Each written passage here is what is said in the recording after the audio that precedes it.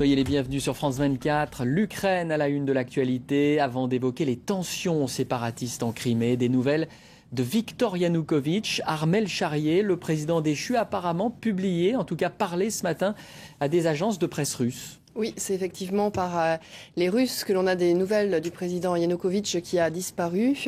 Donc des déclarations qui se veulent être assez fracassantes, mais rien de très neuf en fait. Donc il rappelle que s'il est président déchu, il considère qu'il est toujours président de l'Ukraine, que les décisions que peut prendre le Parlement sont totalement illégitimes, en expliquant que le côté illégitime vient du fait que les députés de son propre parti ne sont plus représentés au Parlement ou sont extrêmement peu représentés au Parlement. Et puis surtout, il annonce qu'il a demandé que la Russie assure sa sécurité et la Russie depuis a annoncé effectivement qu'elle avait bien pris en charge Viktor Yanukovych. L'Ukraine, c'est aussi la Crimée, avec ces images. Elles sont toutes fraîches, vous allez les voir, tournées ce matin par nos envoyés spéciaux à Simferopol. Le calme est revenu dans cette région de l'extrême sud à majorité russophone, mais la tension reste toujours forte. Depuis plusieurs heures, le drapeau russe flotte dans les rues, mais aussi sur le toit du gouvernement qui reste occupé, comme le Parlement régional, par des hommes armés. L'Ukraine, par la voix de son président par intérim, a mis en garde, je vous le disais, Moscou contre toute agression militaire.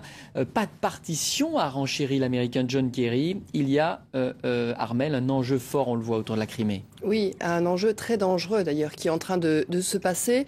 Pourquoi ? Parce qu'en fait la Crimée, c'est une province qui en Ukraine est largement peuplée de personnes russes, d'origine russe et non pas ukrainienne, et qu'il y a aussi à l'intérieur de la Crimée là une base navale qui est la base de la marine en mer Noire russe. Et donc tout cela fait que du coup les tensions sont exacerbées dans ce lieu et qu'elles peuvent basculer à un moment donné ou à un autre. Et c'est pour ça que tous les leaders aujourd'hui internationaux sont quand même en train de regarder ce qui se passe. Le ministre des Affaires étrangères polonais, M. Sikorski, qui connaît parfaitement la situation, lui aussi demande l'apaisement. Il dit que le jeu dangereux et régional est trop dangereux pour la zone. Parce que qu'est-ce qui peut se passer ? Il peut se passer que si on laisse pourrir la situation, eh bien la population va s'énerver les unes contre les autres. Et ensuite, comment est-ce qu'on va réagir ? Il y aura là, dans ce cas-là, une prise de pouvoir par la population qui amènera les Russes à devoir se comporter d'une certaine manière ou les Ukrainiens à une autre, peut-être à un moment donné à une séparation de cette province autonome.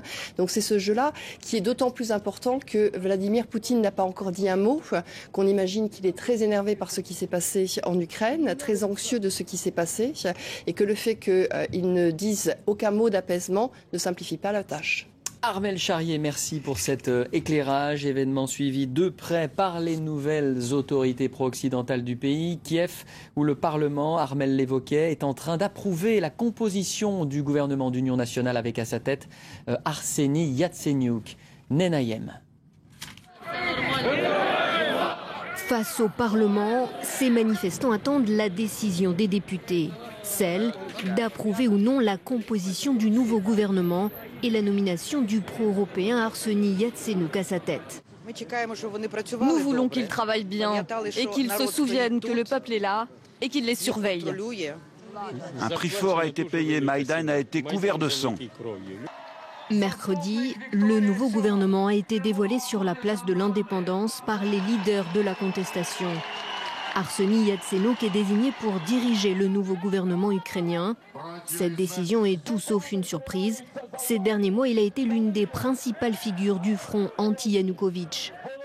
À 39 ans, ce pro-européen convaincu a déjà une longue carrière derrière lui. Ministre de l'économie, des affaires étrangères et président du Parlement. Puis en 2011, Yatsenyuk avait pris la succession de Yulia Tymoshenko à la tête du principal parti d'opposition. Son rôle à la tête du gouvernement d'union nationale devrait être de courte durée. Une élection présidentielle est prévue le 25 mai prochain. Et le président intérimaire Alexander Turchinov l'a annoncé sans détour. Sa tâche sera ingrate car il devra prendre des décisions impopulaires. Yatsenyuk et ses ministres doivent empêcher l'économie ukrainienne de sombrer. Le pays est surendetté et la monnaie nationale est en chute libre.